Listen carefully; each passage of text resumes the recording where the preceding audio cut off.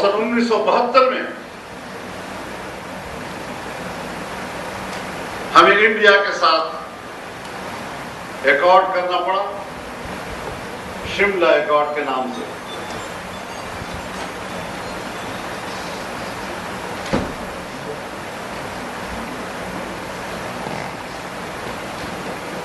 سن 1971 تک ہمارے پاس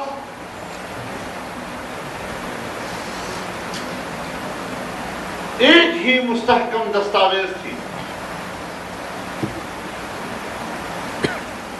اقوام متحدہ کی قراردادیں 48 اور 49 کی، جس میں کشمیریوں کے حق خود ارادیت کو تسلیم کیا گیا۔ اس دوران میں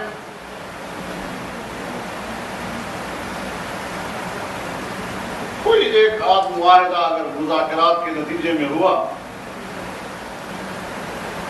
لیکن اقوام متحدہ کی قراردادوں اور اس حوالے سے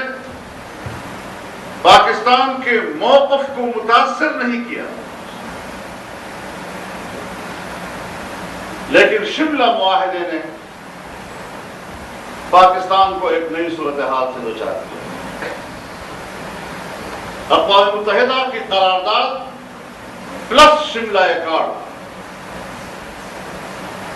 یہ پھر صورتحال کو بالکل تبدیل کر دیتا ہے۔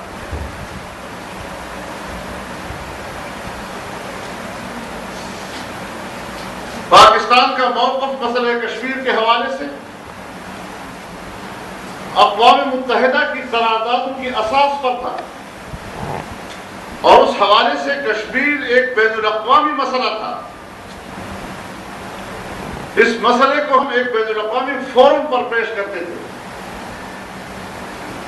لیکن شملہ معاہدے نے اس کی بین الاقوامی حیثیت ختم کر کے اس کو بائیلیٹرل کیس بنا دیا، باہمی مسئلہ بنا دیا۔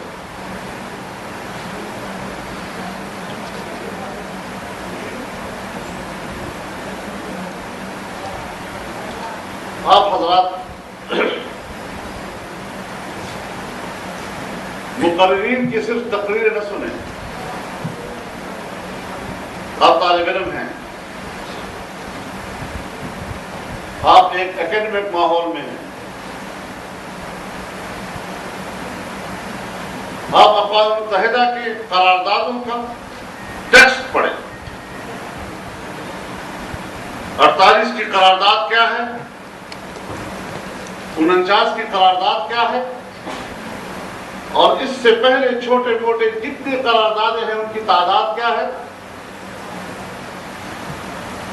تب آپ کو سمجھ میں آئے گا کہ اصل مسئلہ کیا ہے۔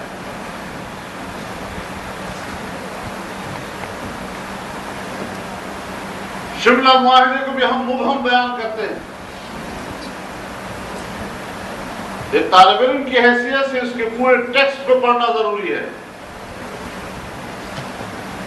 پھر بات سمجھ میں آتی ہے۔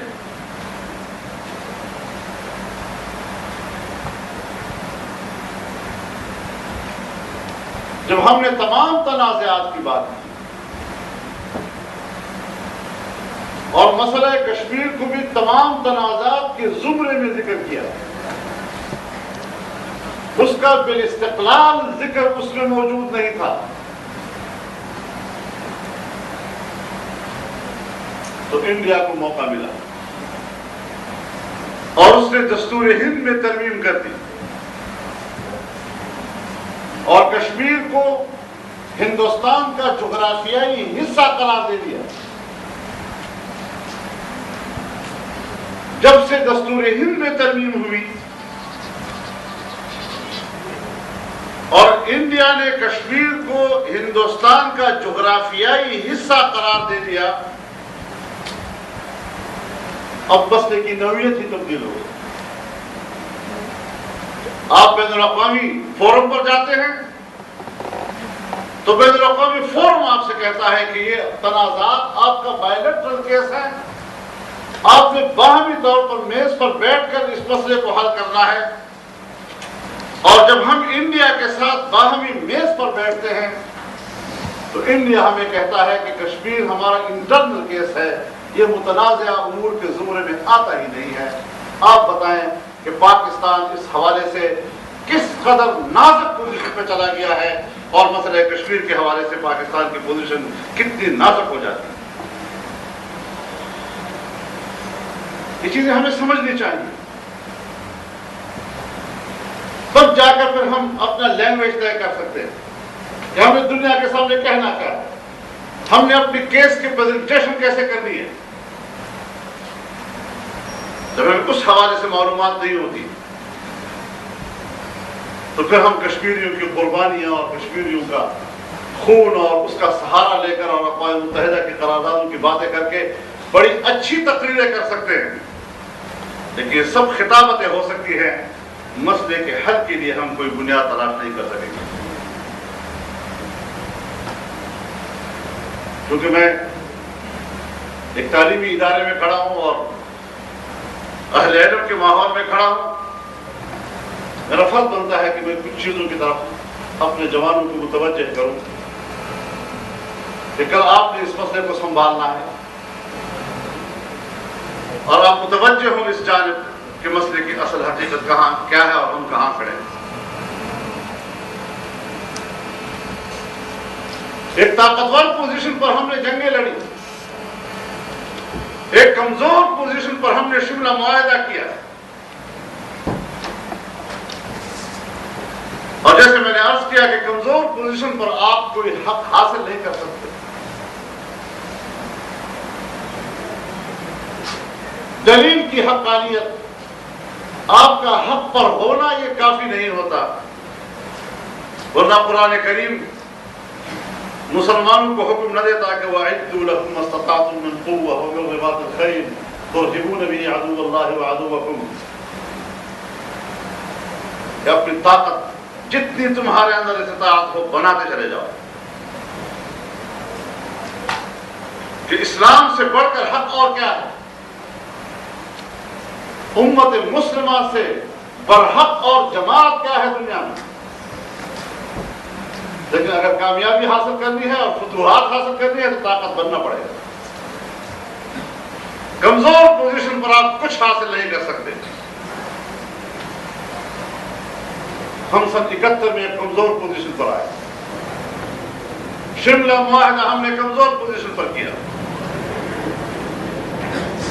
اور مسئلہ کشمیر ہم دیکھ رہے تھے، ہماری آنکھوں کے سامنے پس منظر میں چلا گیا۔ شملہ معاہدہ ایک ایسا ڈاکومنٹ ہے کہ جس کی سگنیچری ہم ہیں،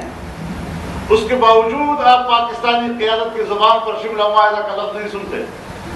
اس لیے کہ اس کو پریزنٹ کرنے اور تذکرہ کرنے سے ہماری کمزور پوزیشن واضح ہوتی ہے، اور آپ واپس جاتے ہیں اقوام متحدہ کی قراردادوں پر اور اسی کا تذکرہ بار بار کرتے ہیں، اور پھر ہم تذکرہ کرتے ہیں سن 85 سے اس انتفاضے کا جو کشمیر کے اندر شروع ہوا، اور کشمیریوں نے خود میدان میں نکل کر، ان کے نوجوان نے خود میدان میں جا کر قربانیاں دینی شروع کی، اور پھر مسئلہ کشمیر کو انہوں نے اپنے خون سے جڑایا۔ پاکستان کی سیاسی حمایت ان کو حاصل رہی، پاکستان کی سیاسی حمایت کے بغیر شاید اس انتفاضے میں جان نہ پڑتی، لیکن ہمارے مہدی مسعود صاحب فرماتے ہیں کہ 60,000 کشمیریوں کی قربانی ہے، ہم کہتے ہیں 80,000 90,000، لیکن بہرحال بہت بڑی قربانی ہے ہم کی۔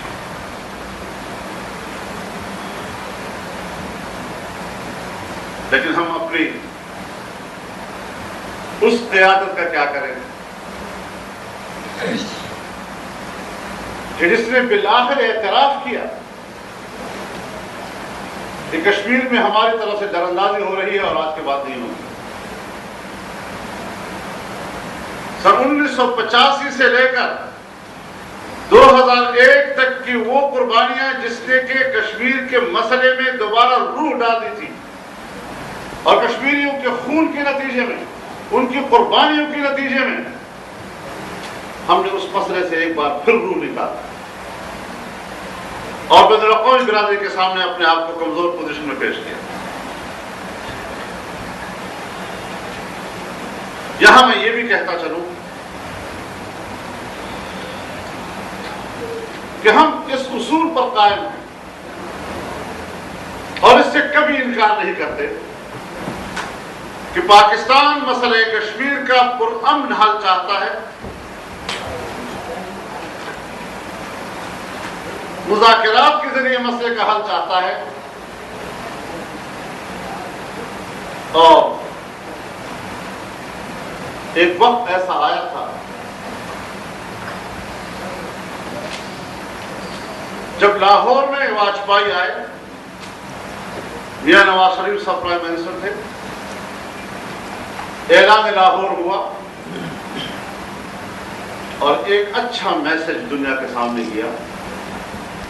کیونکہ پاکستان نے سن 85 کے کشمیریوں کی قربانیوں کے نتیجے میں ایک اچھی پوزیشن لے لی تھی اور پھر انڈیا کو مذاکرات پر مجبور کیا تھا، اور اس تناظر میں، اس تسلسل میں جو مذاکرات ہو رہے تھے وہ ہمیں اعلان لاہور پر لے آیا، جس میں کہ کسی ایک ڈاکومنٹ میں مسئلہ کشمیر کو ایک بنیادی حیثیت حاصل ہوئی. لیکن کارگل کے واقعے نے ہمارے اس پوری کوشش کو سبوتاژ کر دیا.